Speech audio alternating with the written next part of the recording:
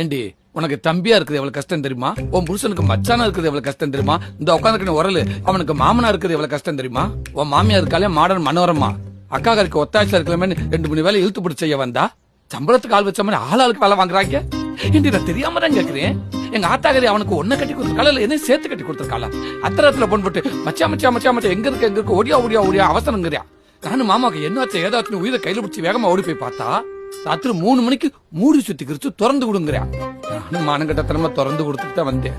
மனுஷனாடியாவ கோயில ஐயர் விபரி கொடுத்த வாங்கி வாயில போட்டுக்கிறேன். ரோட்டை கிராஸ் பண்ண கைய பிடிச்சிக்கிறியா? யாரும் பாக்கணும் சொப்பு சமாள வச்சு விளையாடுவாங்க கிடையாவே. இதெல்லாம் விடுறே.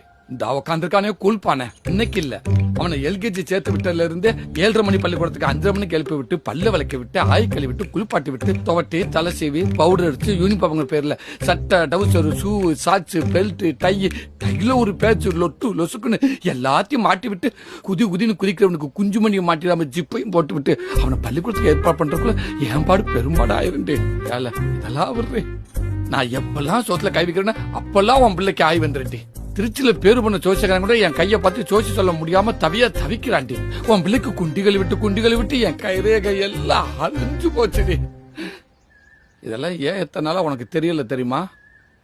எல்லாத்தையும் சொல்லி செய்யறவன் இல்லடி இந்த தாய் மாமே. எதையுமே சொல்லாம செய்யறவன் தாண்டி தாய் மாமே.